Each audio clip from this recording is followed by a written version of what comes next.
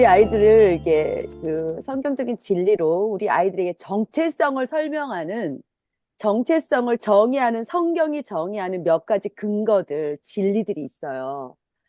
우리 아이들이 여자아이로 남자아이로, 소년으로 소년으로, 소녀로 이렇게 살아가는 인생을 영아기, 유아기, 청소년기, 청년기 이렇게 쭉 지나갈 때마다 이 성경적인 근간이 우리 안에 온전히 자리 잡혀 있으면 이 아이들이 어떤 것을 설명을 해도요, 설명이 쉽게 들어갈 수 있도록 만들어주는 근간입니다. 앞으로 우리 세미나 하면서 우리 프레젠테이션 하는 스태프진들이나 강의 내용 안에 이 내용이, 이 진리가 속속히 배어 있고 근간이 되기 때문에 그 설명이 이루어질 수 있어요. 그런데 이 진리는 아마 우리 어머님들, 우리 엄마들, 믿는 엄마들의 마음속에 이미 이것을 가지고 있고 이것이 있기 때문에 엄마의 정체성이 강건하고 이것으로 내가 살아낼 수 있는 근간을 이미 가지고 있다고 저는 믿어요. 그런데 특히 우리 아이들에게 이런 성 정체성에 대해서 더 분명히 가르쳐 줄 때 우리 안에 이것이 자연스럽게 메시지로 우리의 삶 가운데 엄마도 여성으로서 이 정체성을 가지고 살아가고 있어.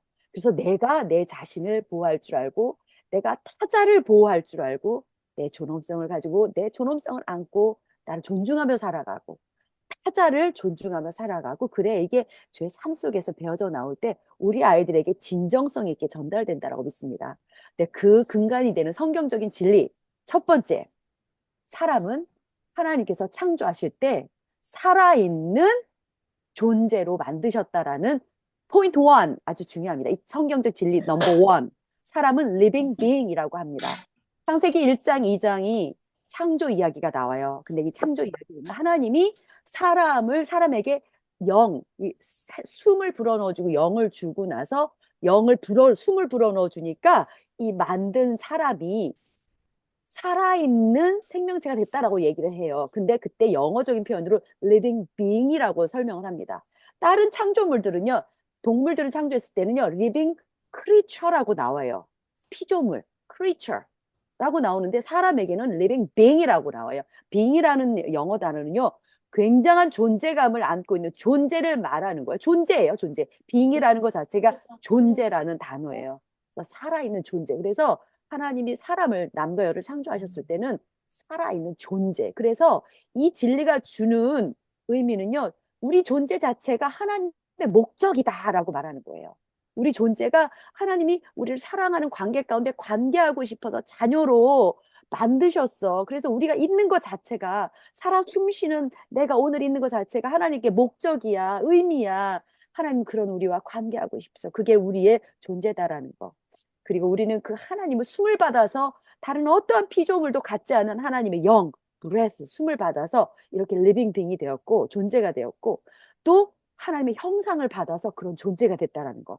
이 세상에 어떠한 크리처, 창조물들도 이거를 받지 못했어요. 영을 받지 못했어요. 이미지를 받지 못했어요. 우리 인간들이 갖고 있는 정말 특별한 그게 우리의 정말 특별한 존재로 만든다. 그래서 우리는 이 살아있는 자체가 하나님께 목적이다. 우리를 놓으신 목적이고 그것 가운데 하나님 우리를 하나님 관계하고 싶어 하신다. 그래서 우리가 이런 존재라는 것, 내가 이런 존재라는 것은 바로 내 앞에 있는 타자들도 다른 인간, 다른 사람도 다 그런 존재라는 거예요. 그래서 하나님이 나를 그런 존재로 존중하시고 사랑하시고 존재 자체로 귀하게 여기시는 것처럼 나도 타자를 그렇게 대해야 된다라는 거죠.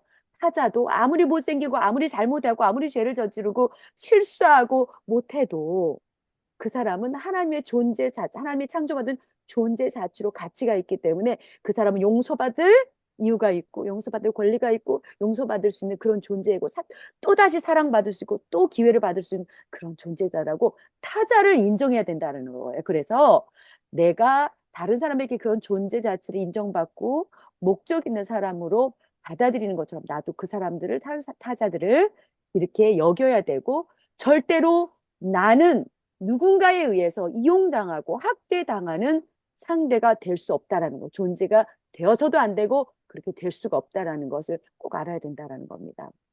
하나님은 절대로 우리를 이용하기 위해서 이 땅에 두시지 않았어요. 이 땅을 돌보고 일하라고, 일만 하라고 하나님 두신 이용하려고 우리를 그렇게 두시지 않았어요. 하나님에게는 첫 번째 우리는 그분의 자녀, 그분의 사람, 그분의 존재로 짐을 받았기 때문에 하나님은 절대 우리를 그렇게 취급하지 않으시는데 우리가 타자를 그렇게 취급한다면 우리는 하나님의 이미지를 가지고 있는 하나님의 영을 받은 하나님이 관계하시고 사랑하시고 용서하시고 계속적으로 존재를 의미를 두는 누군가를 학대하는 결과를 가진다는 거죠. 그래서 첫 번째, 우리는 살아있는 존재다라는 거. 정말 중요한 성경적 진리입니다. 그래서 우리 부모들이 알고 살아내셔야 되고 다른 누구에게 누구를 대할 때 이러한 의미를 부여하면서 저의 삶 가운데 타자를 대할 때 이런 태도가 배어 있어야 합니다. 우리 아이들이 그런 부모들을 보면서 자라야 합니다. 그런 부모를 볼 때 우리가 이것을 가르치더라도요, 진정성에서 절대 의심받지 않고 우리 아이들이 부모를 신뢰하고 믿게 되죠. 두 번째, 사람들이 리빙 빙으로 어, 창조를 받았는데 사람 중에는 남자와 여자가 있어요. 모든 인류는 남자 아니면 여자예요. 하나님이 이렇게 살아있는 존재로 만들 때 한 종류의 사람으로 만들고 만들지 않고 두 종류의 사람을 만들었다라는 거예요. 남자와 여자를. 근데 남자와 여자를 만들 때 만든 재료도 달랐고 남자는 그 더스트, 흙으로 만들었죠. 여자는 남자의 몸속에 있는 뼈를 하나 빼셔서 만드셨어요. 그래서 여자는 본 차이나라고 하죠. 본 차이나. 우리는 흙으로 만든 흙도기가 아니라 본 차이나라 더 단단하다고 우스갯소리로 얘기하기도 합니다. 자, 남자 여자는 서로 다른 자료로 하지만 하나님이 동일하게 하나님이 영을 주시고 하나님이 형상을 주셔서 남자 여자를 만드셨는데 다른 육체적인 특징을 가지고 있어요. 우리가 조금 더 큰 아이들은 남자, 여자의 역할 이런 걸 설명하면서 좀 더 고차원적으로 설명할 수 있는데 어린 아이들에게는요, 뭐 여자를 돕는 배필로 만들었다 이런 단어도 좀 어려워요. 그런데 우리 어린 친구들에게는 우리가 남자는 여자랑 다르게 생겼어요. 육체적으로 우리가 몸의 구조가 다르고 자라면서 청소년으로 자라면서 울뚝불뚝 자라고 형성되는 게 다르고 호르몬 분비가 다르고 하나님이 남성과 여성을 다르게 만들었는데 그 다르게 만든 이유는 다른 역할을 주셨다는 거죠. 하나님과 인간이 관계하고 존재적으로 관계하는 것과 동시에 하나님 만드신 남자와 여자도 또 하나님이 존중하는 존재로서 서로 존중하고 사랑하며 살도록 관계 가운데 만드셨는데 관계할 때 그냥 얘기만 하고 살아가는 게 아니라 서로가 서로에게 올바른 역할들을 해서 섬기고 주고 받고 하는 역할을 살아내는 남자와 여자로 만들었다는 거예요. 그래서 우리가 생김새도 다르고 그래서 하나님이 주신 특유한 선물이라는 거예요. 그래서 남성성과 여성성은 내 몸이 이렇게 생기고 이제 여자아이들이 자라면서 가슴이 나오고 둔부가 나오고 이렇게 하면서 나 이렇게 막 싫어. 세상의 문화는 패션을 자꾸 조장하고 바디 이미지를 조장해서 이게 이쁘고 저게 나쁘고 막 이렇게 얘기를 해요. 살 많이 찌우면 나쁘고 막 이런 얘기도 하고 그래요. 그래서 밉다고 얘기하고 이미지를 완전 조장하죠. 그런데 우리는 거기에 대해서 꼭 얘기해 줘야 돼요. 여성이 일반적으로 남성보다 피하 지방이 많아. 여성은 가슴이 발달하게 돼 있어. 그리고 여성의 가슴이 작다가도 크기도 하고 이게 우리 몸에 변화가 일어나는 거. 그 변화는 여성이 되어가는 변화, 남성이 되어가는 변화. 여성은 남성보다 발달된 가슴, 둔부, 피하 지방, 여성 성기, 여성 성기. 그리고 이거는 육체적인 거기도 하지만 일반적으로 여성은 누군가를 보호하려고 하는 이런 습성이 있고 착한 습성이 있고 막 이래요. 요리하는 거 이런 게 습성들이 있어요. 이런 것에 대해서 부끄러워하지 않아야 된다라는 거죠. 이건 하나님 주신 선물이니까 이 땅 가운데 살아갈 때 우리 존재 자체가 서로 역할을 하면서 즐겁게 살아갈 수 있도록 하나님 주신 너무나도 아름다운 선물이라는 거. 그래서 육체적인 변화, 육체적인 모양, 남자와 다르고 여자가 남자가 달라도 내가 남자를 부러워할 필요 없고 내가 여자를 부러워할 필요가 없는 것은 하나님 나에게 주신 특유한 독특성, 하나님 주신 여성성이 있다. 남성들은 여성보다 발달된 울뚝불뚝한 골격근, 수염, 남성 성기, 뭐 정의감, 심적으로는 정의감, 의협심 막 이런 거 있죠. 경쟁심 막 이런 거 있죠. 이런 것들은 하나님이 선하게 사용하라고 주신 선물이다. 그래서 여기에 대해서 부끄러워하지 않냐고, 아니면 부끄러워하지 않냐고, 세상이 아무리 여기에 대해서 뭐라고 해도 그거 좋아, 나빠라고 해 갈궈도, 아니야, 이거는 하나님 나에게 주신 선물이야 하고 자랑스럽게 생각해야 된다는 건데, 이것은 바로 하나님 우리 창조의 원리 가운데 두신, 창조 가운데 두신 진리가, 말씀이, 우리가 이렇다라고 말씀해 주시기 때문에, 우리 감사하게 받아들여야 된다. 이것은 하나님 주신 우리에게 선물이야. 그래서 결론적으로 여성성, 남성성은 선물이야. 우리가 살아있는 존재이기 때문에 기쁘게 살아가기 위해서 필요한 역할을 주시기 위해서 따라오는 거야. 이 성적인 다름은 설명해 줄 수가 있어요. 자, 이 중요한 이제 두 가지가 아니라 하나죠. 사실 하나에서 파생되는 거죠. 사람은 살아있는 생명체, 존재적인 존재라는 거, 존재라는 하나님 주신 선물이다라는 거, 성은 선물이라는 거. 자, 여러분 제가 아주 짧게 콤팩트하게 지나가는데요. 여러분 이것을 마음에 꼭 두시고 이번 5주 동안 세미나 여정을 같이 하시길 바랍니다.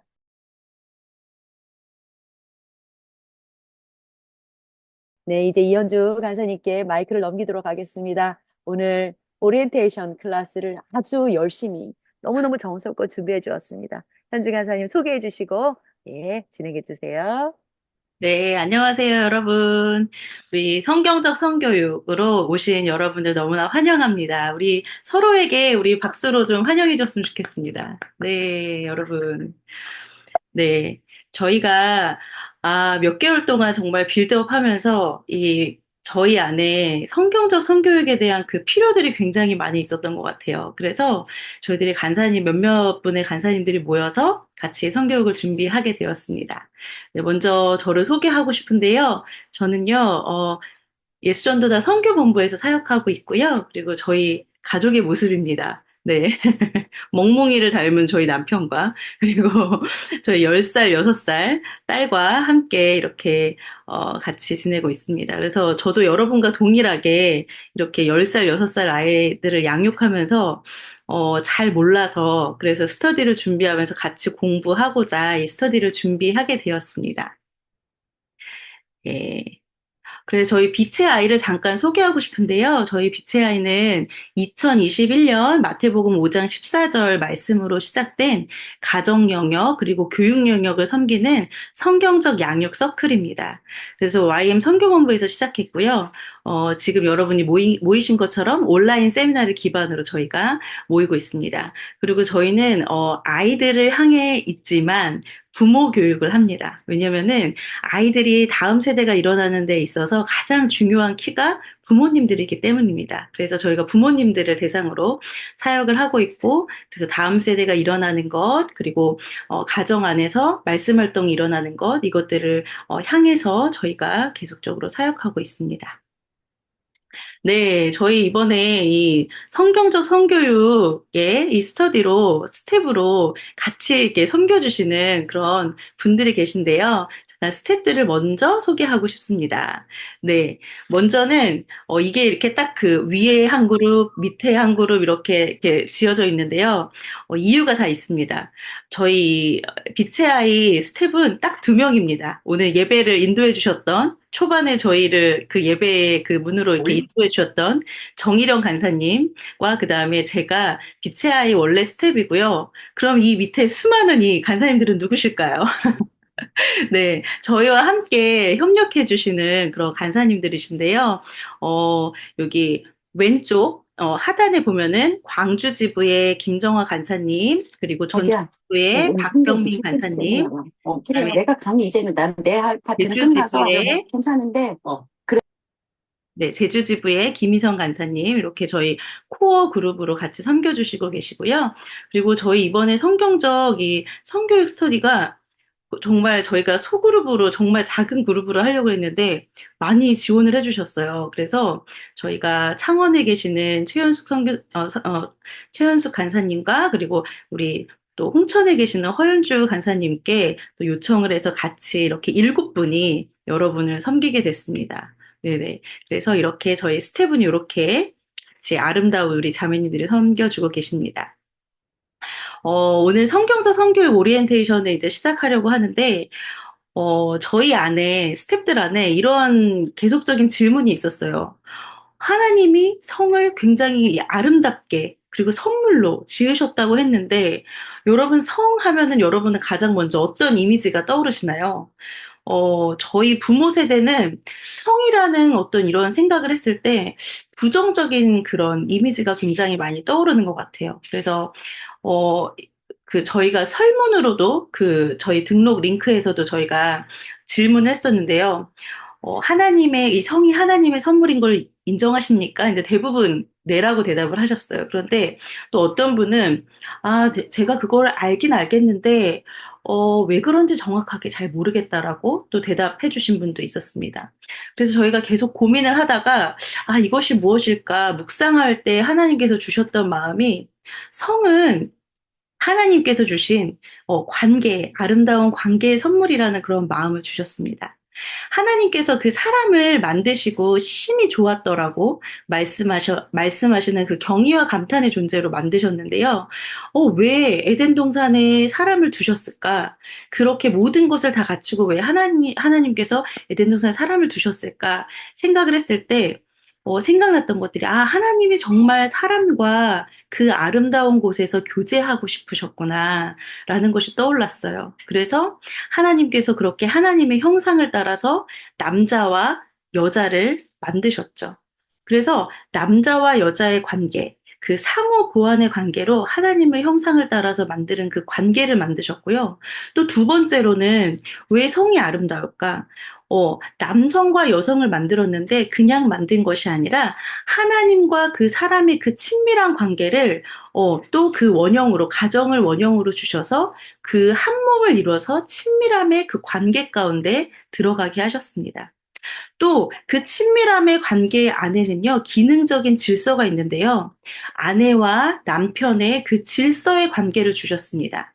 그래서 돕는 배필과 그리고 또 그리스도가 교회를 사랑하는 것과 같이 남편들은 아내를 사랑하라라는 그 질서 안에 두신 것이지요.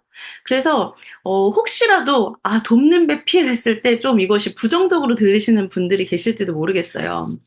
뭔가 돕는 배필하면은 뭔가 우리는 그냥 이렇게 도와줘야 되는 그런 존재로 지으셨나? 라고 생각하실 수 있는데 히브리어로 이 돕는 배필의 어원이 에제르거든요. 근데 이 에제르는 신약에서는 보혜사 성령님을 나타내는 말이고요. 그리고 구약에서는 돕는 자, 하나님을 표현하는 그 어원에서 나왔습니다. 그래서 돕는 배필에 대한 여러분의 그 관점이 바뀌셨으면 좋겠습니다. 부족해서 돕는 것이 아니라 그 성령 하나님께서 정말 힘이 많으시잖아요. 능치 못함이 없으시잖아요. 그래서 돕는 것과 같이 하나님께서 여성에게 그런 것들을 주셨기 때문에 돕는 배필에 그 위치로 주신 것이죠. 그래서 기능적인 질서의 관계, 친밀함의 관계, 상호 보완의 관계로 하나님께서 이렇게 아름다운 남자와 여자를 주셨다라는 것을 우리 기억하면서 우리 들어가고 싶습니다. 저희가 빛의 아이 이 성성스, 제가 줄여서 성성스라고 그렇게 명명했는데요. 성성스의 방향성이 있습니다. 그래서 저희가 같이 스터디를 하면서 부모가 먼저 생명 그리고 성이 하나님이 주신 선물임을 고백함으로 아이들이 성경적 가치관으로 양육할 수 있도록 그렇게 돕는 것을 첫 번째 방향성으로 설정했고요. 두 번째는 아이들이 하나님과 친밀함 그리고 부모와 친밀함을 놓치지 않도록 돕는다. 그래서 저희가 이 스터디를 하는 도중에 아이들과 여러분들이 미션처럼 액티비티를 할 수 있는 것들을 제공해 드릴 거예요. 그래서 그것을 통해서 아이들이 말씀을 보고 그리고 또 부모와 그 활동을 하면서 또 친밀함을 가질 수 있도록 왜냐하면 이 성경적 성교육에 친밀함이 굉장히 키포인트입니다. 그렇기 때문에 그것을 놓치지 않도록 도와드릴 것이고요. 그리고 부모들이 세 가지 방향을 세우도록 도울 것입니다. 그래서 첫 번째는 부모와 아이들의 말씀 활동. 그래서 정말 권면하는 것은요, 여러분, 성경적 성교육은요, 신앙교육이에요. 그래서 하나님의 그 말씀을 보지 않고는 아이들의 그 세계관 가운데 이것이 성경적 성교육이 세워질 수가 없습니다. 그래서 말씀 활동 어떤 것이라도 계속적으로 이어나가기를 권면합니다. 그래서 암송도 좋고요. 필사도 좋고요. 읽기, 큐티, 가정예배 어떤 것이든지 가정에서 여러분께서 혹시 요즘에 이런 것들을 좀 멈추고 계셨다면 계속적으로 이어가시기를 그렇게 권면을 드립니다. 그리고 아이들의 마음 지키기. 아이들의 마음을 지키는 것을 계속해서 저희가 소그룹 안에서 이야기하고 토론할 텐데요. 차단하는 것만이 능사가 아니라 분별할 수 있는 아이로 키우는 것이 중요하죠. 그래서 왜 그것이 나쁜지에 대해서 아이들과 계속 설명해주고 해주는 거. 그리고 세 번째 있는 바운더리 주기는 조금 더 액션이 들어간 거죠. 그래서 책이나 웹툰이나 사진이나 동영상, 노래, SNS 등에 어떻게 이것의 가이드를 어떻게 아이들이 접근해야 되는지 가이드를 주는 것입니다. 그래서 예를 들어서 아이들이 유튜브 굉장히 많이 보죠. 그런데 유튜브 그 볼 때 쇼츠가 굉장히 안 좋잖아요. 그래서 쇼츠는 우리 보지 않기로 하자라고 이렇게 정하는 것들, 그런 바운더리들. 그래서 여러분이 저희가 소그룹을 묶은 이유가 소그룹에서 그런 좋은 그 지혜들을 많이 나누시도록 소그룹을 저희들이 편성을 했습니다. 그래서 그 안에서 계속 공유하시고, 이렇게 바운더리를 줬더니 이런 효과가 있었어요. 이렇게 같이 연령별로 나누시면은 너무 좋을 것 같습니다. 그래서 저희가 방향성을 이렇게 잡고 있고요. 그렇다면 이 성교육은 언제부터 해야 되는 걸까요? 라고 그 처음 그런 질문들이 나올 수 있을 것 같아요. 그런데 성경적 성교육의 시기는 어릴 때부터입니다. 그래서 오늘 미취학 부모님들 굉장히 잘 오셨습니다. 저희 사실 이 성경적 성교육 했을 때 초등 저학년 부모님들이 가장 먼저 달려오셨어요. 가장 먼저 지원을 하셨어요. 근데 왜일까 생각을 해봤는데 저도 지금 첫째 딸아이가 10살이니까 이 초등학교에 들어가서 이제 뭔가 알랑말랑한 이런 그 시기에 어떻게 해야 되지? 가장 고민이 많아지는 시간인 것 같아요. 그래서 이때쯤이면 좀 해줘야 되지 않을까? 이렇게 생각하는데 전문가들이 얘기하는 것은 어릴 때부터 해야 된다라고 얘기하고 있습니다. 그 이유는 아까 앞에 제가 말씀 활동을 계속 강조한 이유와 연결이 되어 있어요. 그래서 이 성경적 성교육은 가치관 교육이고, 그리고 또 피지컬적인 그 성에 대한 그 몸에 대한 그런 교육이 같이 가기 때문에 그래서 어릴 때부터 해야 되는 것입니다. 그래서 유아기 때부터 사실 미취학은요, 다른 것들 하지 않고 아이들이 계속해서 하나님의 그 말씀 안에 거할 수 있도록 이 창조와 타락과 구속이 어떻게 이루어졌는지 이것만 아이들에게 다 이야기해줘도 다 된다라고 말해도 과언이 아닐 정도로 유아기 때부터 영성 훈련이 먼저 되어야지 성경적 성교육이 이루어집니다. 갑자기 청소년 때 이 성경을 들이밀고 이런 세계관이 이런 것이야 라고 이야기하면은 먹히지가 않는 것이죠. 그리고 옆에 제가 마티 마초스키 그 목사님 책을 하나 소개를 하고 싶은데요. 혹시 아이들한테 이 강의를 듣고 하지만 조금 쉽게 설명해주고 싶다라고 하나님께서 남자와 여자를 만드셨는데 우리가 진짜 정확하게 전해줘야 되거든요. 그래서 미취학과 초등 저학년 부모님들에게 정말 강력 추천합니다. 그래서 하나님께서 남자와 여자를 만드셨어요. 이 부분이 창조, 타락, 그 구속의 그 관점으로 이렇게 쭉 연결될 수 있도록 만들어져 있습니다. 그래서 우리 선생님들 중에서 그 해외에 계신 분들은 영어로 돼 있는 책도 있거든요. 그래서 보시면은 너무 좋을 것 같습니다. 그렇다면은 지금 우리가 살고 있는 세대는요, 세상의 성 가치관과 성경적 성 가치관이 크게 충돌하는 세대에 살고 있는데요. 어떠한 그 키워드들이 있는지 한번 보도록 하겠습니다. 그래서 여기 제가 화면에 띄워드린 이 단어들 중에서 얼마만큼 여러분들이 이해하고 있는지 한번 쭉 보시면 좋을 것 같아요. 우리 자녀들이 노출되어 있는 문화는 세속적이고 충동적이고 뉴에이지적이고 사탄적인 문화입니다. 그래서 굉장히 지뢰밭과 같은 곳을 아이들이 걷고 있습니다. 그래서 아이들이 성교육 받을 때 성고정관념, 성인지 감수성, 그리고 인권, 다양성, 성적 자기결정권, 그리고 젠더, LGBTQ 이런 것들에 대해서 계속적으로 듣게 됩니다. 그래서 LGBTQ는 뭐냐면은 제가 적어놨는데요. 레즈비언, 게이, 바이섹슈얼, 트랜스젠더, 퀴어를 모두 합쳐놓은 축약어예요. 그래서 이러한 집단을 LGBTQ라고 그렇게 표현을 하고 있습니다. 그리고 성혁명이라는 단어가 있죠. 그래서 이 단어들이 나오면 주의 깊게 여러분이 봐주시면 좋을 것 같습니다. 네, 현대의 지금 그럼 성 개념이 어떻게 지금 바뀌어가고 있는지 한번 같이 보고 싶은데요. 우리가 알고 있는 성이라고 하는 그 말은요, 영어로 sex, 그래서 남성과 여성을 생물학적으로 구분하는 말입니다. 그런데 이런 개념들이 지금은 어떻게 사용되고 있냐면요. 지금은 성 역할, 젠더라는 그 젠더 개념이 들어왔죠. 이것은 사실은 페미니즘에서 출발한 그 용어인데요. 지금은 굉장히 일반적으로 쓰이고 있습니다. 그래서 젠더는 한 사람이 자신의 성에 대해 어떻게 느끼는지를 가리키는 용어. 뭔가 느낌이 굉장히 다르죠. 처음에 우리가 얘기했던 성은 남성과 여성만 있었는데 젠더 했을 때 여러분 어떻게 느껴지시나요? 뭔가 조금 더 포괄하고 싶은 그런 느낌이 들죠. 그리고 섹슈얼리티라고도 표현을 하는데요. 이것은 성행위, 성에 대한 모든 것을 가리키는 굉장히 모호한 단어입니다. 그런데 실제로 아이들의 교과서에 이런 단어들이 나와요. 이런 개념들이 나와요. 그래서 우리가 주의 깊게 봐야 되는 것은 아이들이 이 성 개념을 배우는데 그 용어가 점점 이 젠더와 그리고 섹슈얼리티에 가깝게 그렇게 사용되고 있다라는 그 개념을 우리가 이해하고 있어야 됩니다.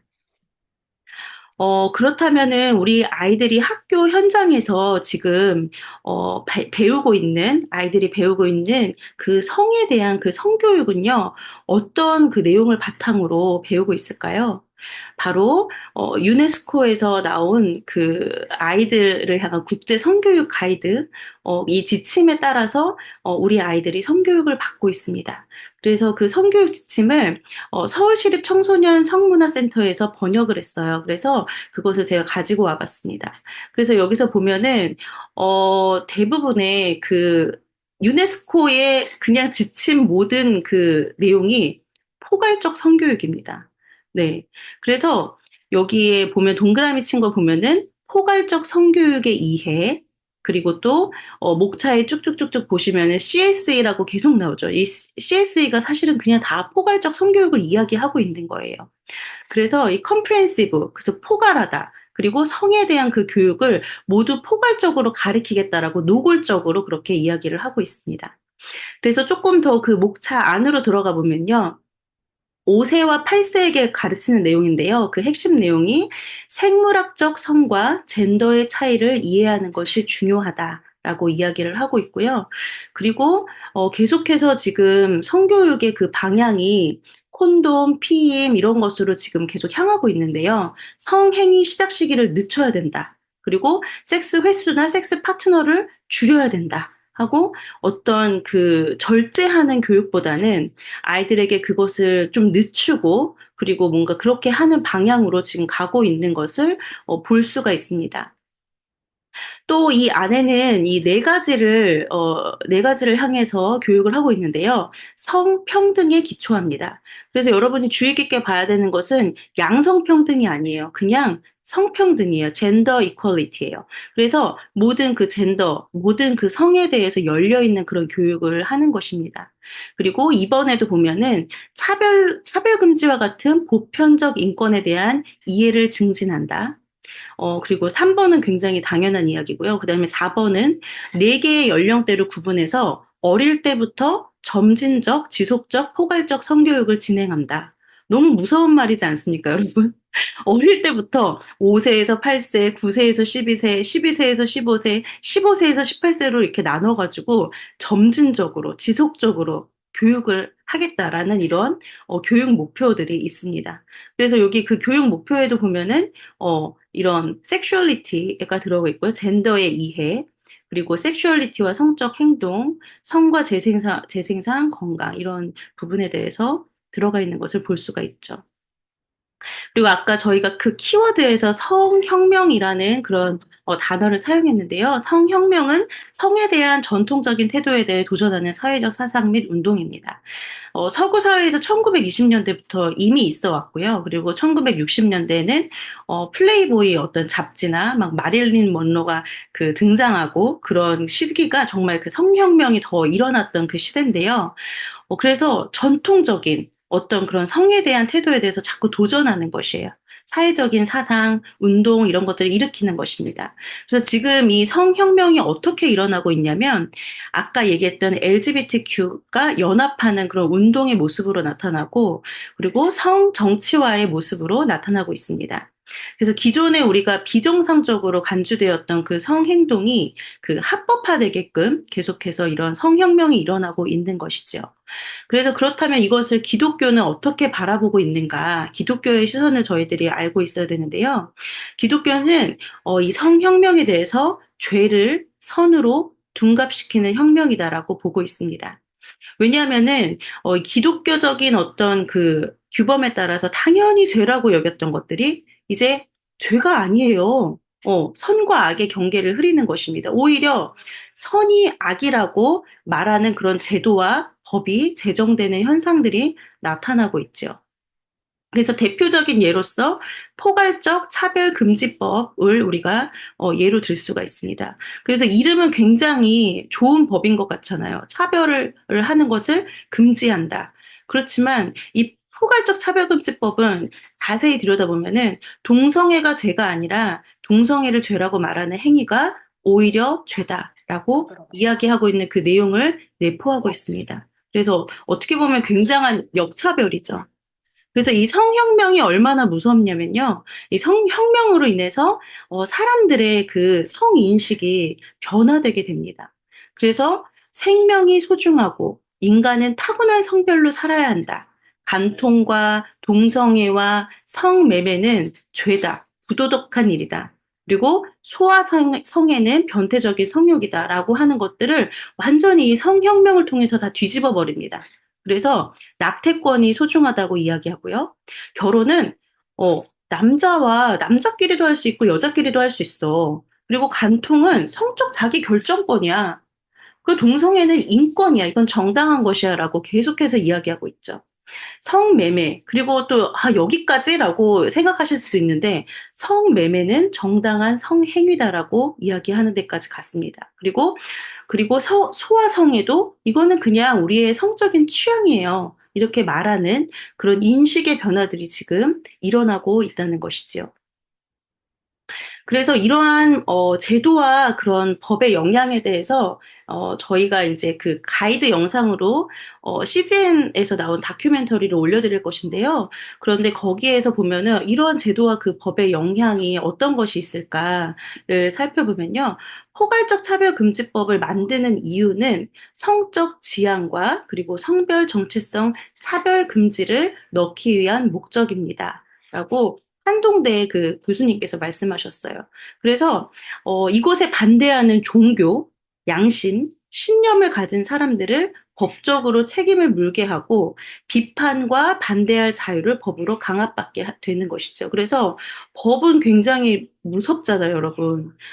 나쁜 법은 굉장히 무섭습니다. 그것이 그 효력을 갖기 때문에 법적으로 제재할 수 있기 때문에 이것은 굉장히 그 법의 힘을 가지고 있다는 것을 우리가 알고 있어야 됩니다. 그래서 실제적으로 영국에서 이런 일들이 일어났죠. 저희 나라보다 먼저 이 성혁명이 많이 일어난 그 나라들에서는, 여기, 오른쪽에 보면은, 사진에 보면은 영국에 있는 한 목사님에게 한 사람이 접근합니다. 그래서 동성애가 죄냐고 이렇게 개인적으로 질문하면서 접근하면서 죄라는 그 답변을 유도한 거예요. 상담하는 것처럼 찾아가서. 그런데 사실은 그 답변을 유도해서 경찰에 신고를 해서 많은 이 목사님께서 많은 그 돈을 벌금을 내게 되는 그런 사건들이 있었습니다. 그래서 실제적으로 이런 일들이 있고요. 저희 나라에서도 막지 않으면은 이런 일들이 일어날 것입니다. 왜냐하면 역차별적인 그런 것들이 일어날 것이기 때문에. 그래서 성적 지향이라고 말하는 것은 무엇을 가지고 오냐면은 동성애를 가지고 오겠다라는 그런 의미를 내포하고 있고요. 젠더 정체성에서 말하는 것은 성 전환까지 다 합법화시키겠다, 다 가지고 오겠다라고 하는 이런 무서운 의미를 가지고 있습니다. 그래서 이것을 어른 세대에서 막지 못하면 분별력이 약한 아이들은 당연히 이것을 당연하게 그냥 여기게 되겠죠. 그래서 미디어를 통한, 아이들이, 우리가 그래서 계속적으로 가정과 교회에서 성교육하지 않으면요, 아이들이 계속해서 이런 세상의 가치들을 받아들이게 됩니다. 특히나 지금 살아가고 있는 우리 아이들은요, 디지털 네이티브 세대입니다. 다음 슬라이드를 먼저 보고 싶은데요. 디지털 네이티브는 우리 아이들, 지금 초등학생 아이들, 알파 세대들, 그 다음에 또, 중학생, 고등학생 G세대, 그리고 우리 지금 여기에 계신 분들 Y세대까지도, 디지털 네이티브입니다. 그래서, Y세대는요, 80년생부터 94년생까지예요. 그래서 이 Y세대는 청소년 때부터 인터넷과 소셜 네트워킹을 사용하기 시작했습니다. 그래서 이 알파 세대부터 Y세대까지를 디지털 네이티브라고 이야기를 하고 있는데요. 디지털 네이티브의 특징이 있습니다. 핸드폰이 몸의 한 부분이 됩니다. 네. 지금 뜨끔하신 분이 계실 것 같아요. 내 얘기인가? 이렇게 하신 분도 계실 것 같은데, 몸의 일부분처럼 그렇게 가지고 다니고, SNS를 통해 자기 사생활을 완전히 노출시킵니다. 굉장히 위험하죠, 근데. 그리고 또 현실과 다르게 포장하기도 합니다. 그리고 지식과 정보를 모두 공유를 하는데요. 문제는 잘못된 지식도 공유를 한다는 것이 문제입니다. 그리고 부모님보다 구글과 네이버를 더 신뢰합니다. 아, 엄마 뭘 알아? 내가 다 검색해 봤는데, 이제 이렇게 얘기를 하죠. 그리고 스피드를 중시하고, 그 다음에 멀티미디어 오리엔티드. 그래서 이런 그 영상물을 더 지향하는 거예요. 어떤 교육을 하던, 무엇을 하던, 다 영상을 통한 것들이 더 손쉬운 거예요. 디지털 네이티브는. 그리고 같은 일을 반복해서 하는 것을 싫어합니다. 네. 그래서 이런 디지털 네이티브의 특징을 봤는데 문제점은 계속 지금 이 특징을 보면은 여러분 딱 보이시잖아요. 관계에 문제가 생깁니다. 모든 것이 이렇게 관계를 해서 하는 것이 아니라 이 멀티미디어를 통해서 하기 때문에 모든 것이 자기 중심적으로 바뀌고요. 그래서 아이들이 서로 그 얼굴 표정을 읽지를 못한대요. 이렇게 딱 보면, 아, 이 사람 지금 좀 기분이 안 좋네. 이 사람 좀 위로가 필요하네. 이런 것들을 이렇게 읽어낼 수가 있어야 되는데, 얼굴 표정을 읽지를 못한다고 합니다. 그리고 요즘에 막 베프가 없다, 베프가 없다. 그런 이야기들 아이들이 많이 하죠. 그래서 진정한 친구를 사귀기가 어렵습니다.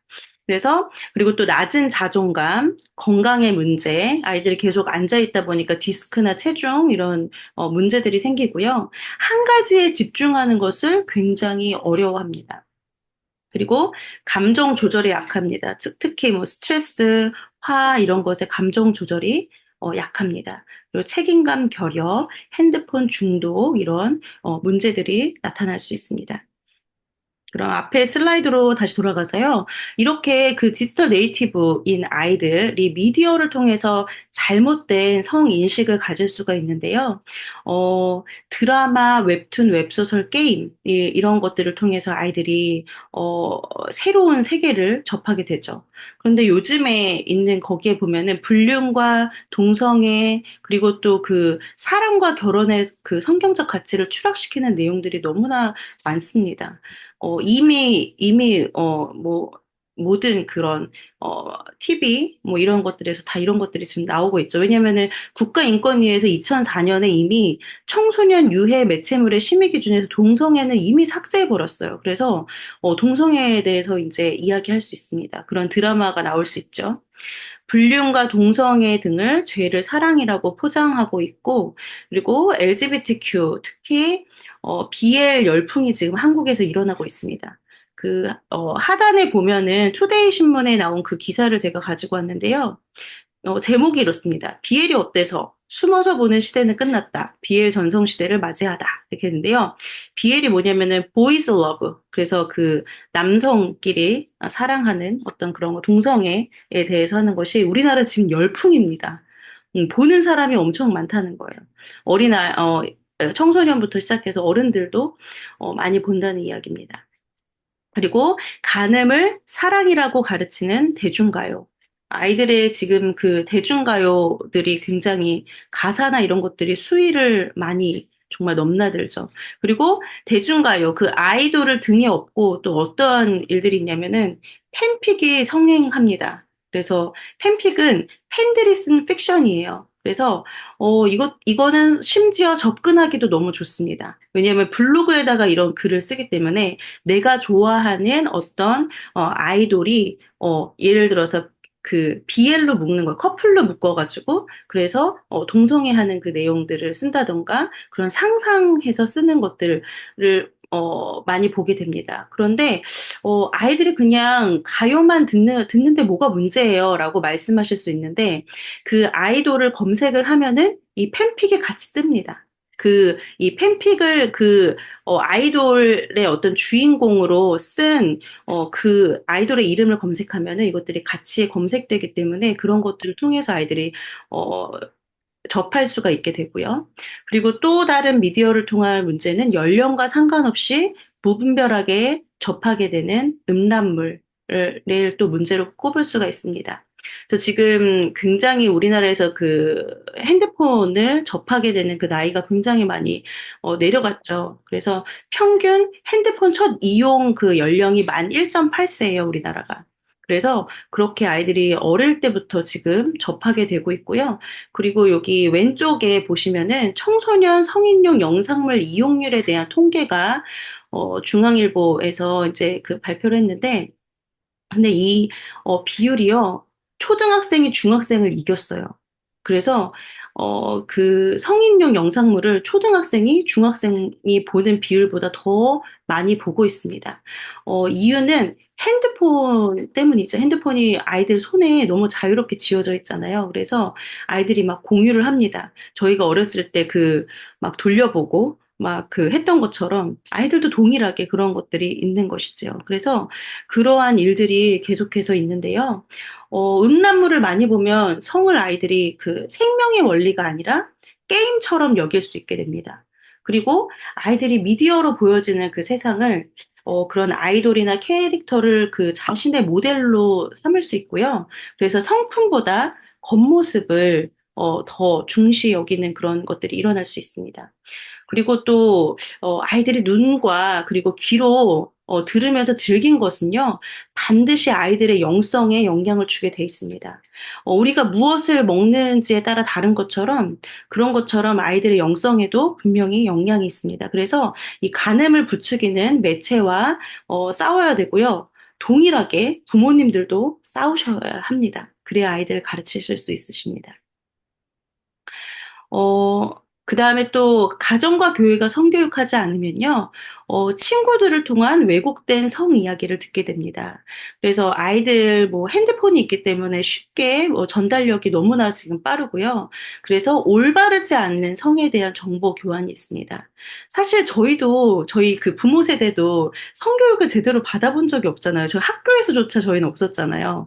그래서 그때를 이렇게 예전에 우리는 어떻게 접했지? 막 남편과 이야기를 해봤는데 보통 다 친구, 뭐 어렸을 때 뭐 비디오 아니면은 이 Y세대들은 이제 그 인터넷이 발달되면서 그런 영상 이런 것들 지금 아이들과 다르지 않은데 우리 아이들은 정말 더 첨단 네, 시대를 걷고 있기 때문에 더 빨리 그것들이 정보가 교환이 된다는 것이죠.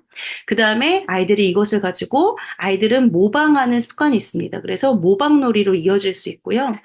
그렇게 하다 보면은 우리가 생각하고 싶지 않은 성폭력과 이어질 수 있게 되는 것이죠. 그리고 또, 세 번째로, 가정과 교회가 성교육하지 않으면 학교와 성교육센터의 인본주의적 교육을 받게 됩니다. 이렇게 생각하시는 부모님들 계실 수도 있을 것 같아요. 학교에서 성교육 다 하는데 뭐 하러 해야 돼요? 거기서 다 학교인데 교육기관에서 가르쳐 주는 건데 괜찮지 않나요? 라고 생각하실 수 있는데 아까 유네스코의 그 조기 성교육 지침 보셨잖아요.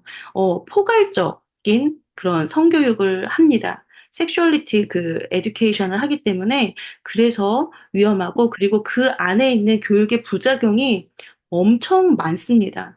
한 그 성교육 센터가 학교와 연결이 돼서 중학교 그 학교에 성교육을 하러 갔어요. 그런데 어떤 일이 있었냐면은 그 아이들에게 콘돔 교육을 한 거예요. 그래서 남자아이들과 여자아이들이 다 있었는데 그 콘돔을 정말 실제적으로 여자아이들에게 끼워보라고 그렇게 교사가 그렇게 했습니다. 그래서 여자아이들이 그것을 했는데 그 부작용이요. 정말 아이들이 수치심을 느끼는 거예요. 엄마, 내가 오늘 학교에서 이런 것들 했는데 엄마 너무 수치스러웠어요. 너무 기분이 좋지 않았어요. 그래서 아이들이 정말 두 번째 보면 too much too early 교육의 부작용이라고 제가 적었는데 아직 갖지 않아도 되는 그런 투머치한 어떤 인포메이션을 주는 겁니다. 그리고 너무 어린 나이에 더 접하지 않아도 되는 그런 내용들을 아이들에게 교육을 하는 것이지요.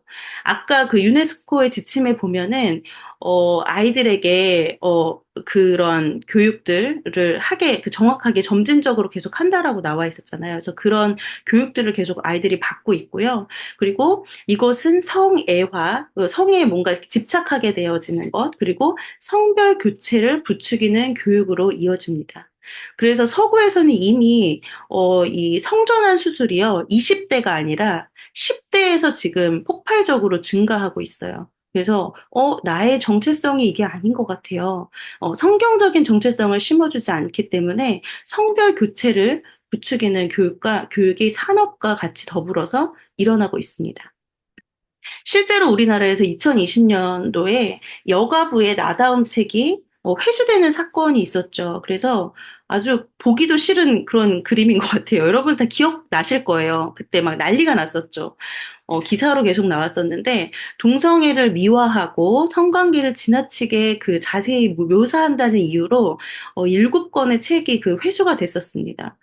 그런데 이것이 그래서 없어졌냐? 그렇지 않습니다, 여러분. 제가 도서관에, 그 지역 도서관에 갔는데 이 책들이 버젓이 있는 거예요. 그래가지고 제가 사서에게 가서 이 책이 왜 아직도 있을까요? 예전에 이거 다 회수되지 않았나요? 라고 물어봤더니 그분의 대답이 찾는 사람이 있어요. 이거를 보고 싶어 하는 분이 계세요. 그래서 저희가 거기다가 이런 것들을 표시했습니다. 아이들이 부모님과 함께 있을 때 이 책을 열람할 수 있도록 그렇게 표시를 해놨습니다. 그래서 이것을 찾는 어른들이 있다는 것이죠. 이것들이 얼마나 지나치게 묘사되어 있는지, too much too early 교육인 것에 대해서 인지하지 못하고 있는 부모님들이 계시다는 것입니다. 그렇다면은 성경의 가치를 전수하고 우리가 강론하지 않으면 어떠한 일이 일어날까요? 먼저 세상 문화와 교육이 아이들의 가치로 자리 잡습니다.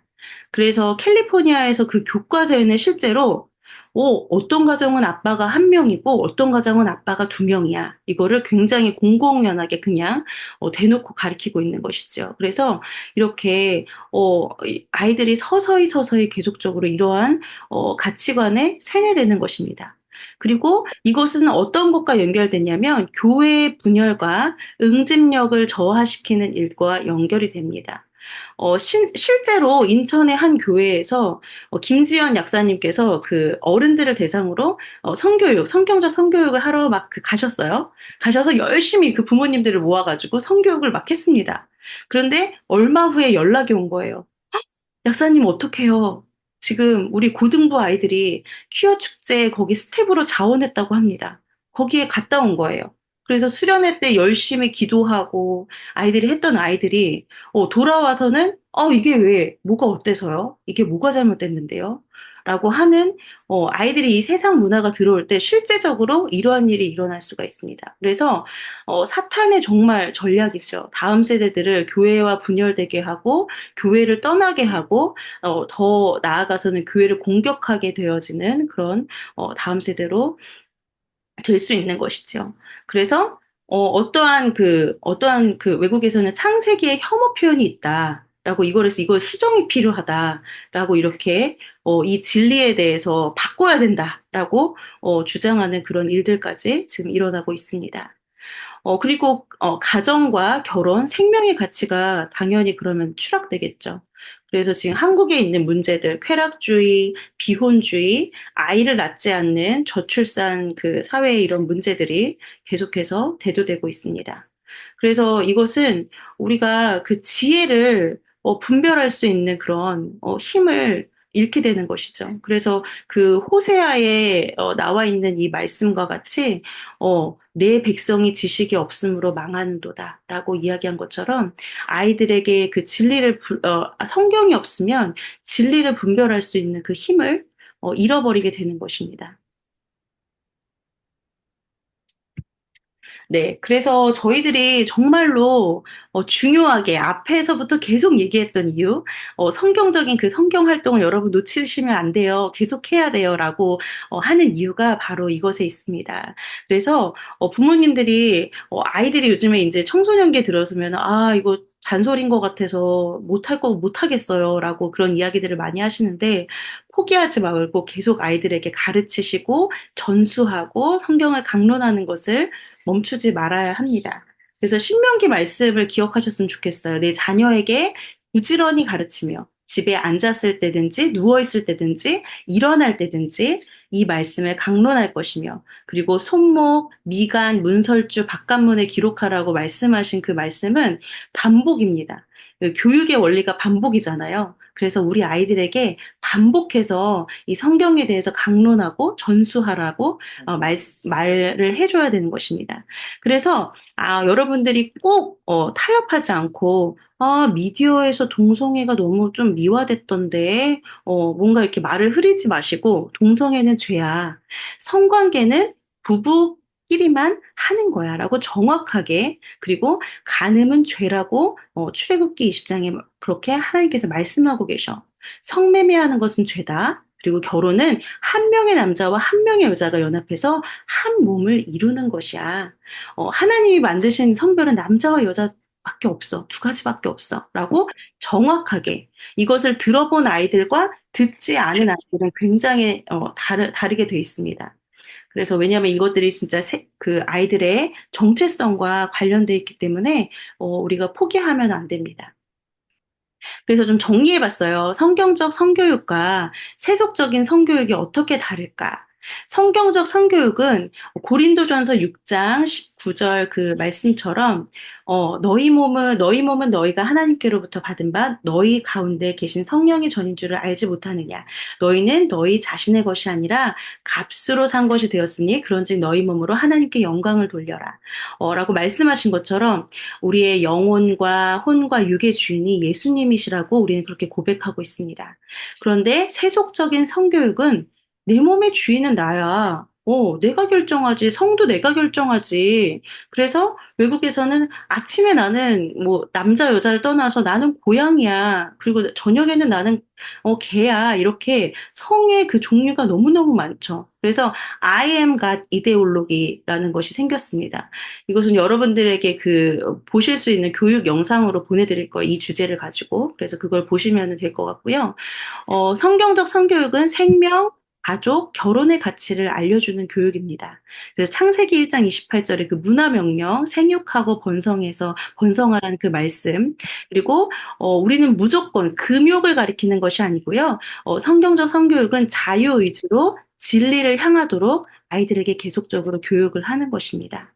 세속적인 성교육은 인본주의 교육입니다. 그래서 지나친 정보를 줌으로써 수치심과 성애화, 성별 교체를 일으킬 수 있다는 것이죠. 그리고 성경적 성교육은 절제 교육입니다. 금욕이 아니에요. 금욕이 아니라 절제 교육을 하는 것이에요. 그래서 자기 조절 능력과 분별할 수 있는 능력을 키워주는 것이 성경적 성교육입니다. 세속적인 성교육은 safe sex 교육이에요. 그래서 예방에 치우쳐 있어요. 그래서 그것이 얼마나 위험한지, 너희들이, 그렇게 성관계를 했을 때, 부부의 관계가 아닌데 성관계를 했을 때 얼마나 위험한지, 어렸을 때 성관계를 했을 때 너희의, 그 생식기가 얼마나 망가질 수 있는지, 이것에 대한 위험에 대해서는 가르치지 않습니다. 무조건 예방하는 피임 교육에만 초점이 맞춰져 있죠. 그리고 그것에 대한 부작용, 이런 에이즈, 이런 것에 대해서, 자세하게 알려주지 않습니다. 그래서, 근데 이 성교육은 아이들의 몸과, 삶과 미래와 관련되어 있는 것이거든요. 그래서 이것을 꼭 가르쳐 줘야 되는 것이죠. 그래서, 성경적 성교육은, 지금 사실은, 이거 청소년들한테 어떻게 해요? 가이드를 어떻게 줘야 돼요? 지금 이렇게 아이들이 열려 있는데라고 얘기하실 수 있는데 결혼을 통해서 성의 지평을 열어주는 것이 아니라 정확하게 말씀하셔야 돼요. 그 가이드를 정확하게 말씀해 주셔야 돼요. 예. 그렇지 않아도 아이들이 그것에 넘어가는 마당에 진리에 대해서 정확하게 이야기해주고 그리고 자유의지로 아이들이 진리를 향할 수 있도록 그렇게 가이드를 해주셔야 되고요. 혹시라도 아이들이 실수했을 때 하나님 용서해 주시는 하나님이야. 그래서 우리가 하나님을 회개하고 돌이키면 하나님께서 용서해 주셔. 라는 아가페 사랑에 대해서도 가르쳐 주는 것이 성경적 성교육입니다. 근데 세상의 성교육은 그냥 예방하고서 이제 그 다음에는 모르죠. 네, 그냥 모르는 거죠. 그리고 또 세속적인 성교육은 타고난 성을 의심하도록 계속 부추깁니다. 어, 있잖아. 미국에서는 어떤 학교에서는 부모도 이 아이가 그 학교에서 자신의 성을 뭐라고 체크했는지 공개하지 않는데요. 그래서, 저는 고양이에요. 저는 개예요. 이렇게, 자기 성을 표시를 하는 일들이 있는 것이죠. 그리고 또 아이들을 계속 성을 의심하다 보니까 성별 교체에 대한 어떤 그런 것들이 계속 일어나겠죠. 그래서 산업으로 이어져서 성 전환으로 이어지는 그런 문을 여는 교육이 일어나고 있습니다. 그렇기 때문에 우리가 성경적 가치관 교육을 교회와 가정이 담당해야 하는 것입니다. 그래서 어떤 아이들은 굉장히 성이 일찍 눈에 뜨고 또 어떤 아이들은 늦고 어떤 아이들마다 또 그 상황과 환경이 다르잖아요. 그 성숙도도 다르고 소통 능력도 다르고 절제할 수 있는 능력도 다릅니다. 그래서 근데 그것을 가장 잘 알고 있는 것은 부모이고요. 그리고 또 그것을 유심히 같이 기도해주는 그 교회의 선생님, 또 그런 목회자들입니다. 그래서 진정으로 아이의 인생과 영육 간의 강건함을 위해 기도하는 자, 그것을 힘쓰는 자가 성교육을 담당하는 것이 맞습니다. 그래서 저희가 이 스터디를 준비를 했고요. 그래서 가정과 교회의 역할은 첫 번째로 성경적 가치를 전수하고 강론하는 것을 멈추지 말자. 네. 이것이 가장 여러분의 그 뇌리에 박히셨으면 좋겠어요. 신명기 6장 7절 말씀. 그래서 부모님이 먼저 모델이 되어주세요. 계속적으로 부모님이 기도하고 그리고 성경을 보는 것을 보여주시고 같이 읽어주시고 어리면 낭독해주시고 이렇게 해주시면 너무너무 좋겠습니다. 그리고 명확한 바운더리와 기준을 주자. 그래서 아이들에게 야, 몇 분 만에 20분 만에 30분 만에 이렇게 그 시간의 바운더리를 주는 것도 좋은데요. 아이들이 어떤 책을 접하고 영상을 보고 게임을 하고 있는지 여러분이 볼 필요가 있어요. 아이들에게 그냥 맡겨버리시면 안 됩니다.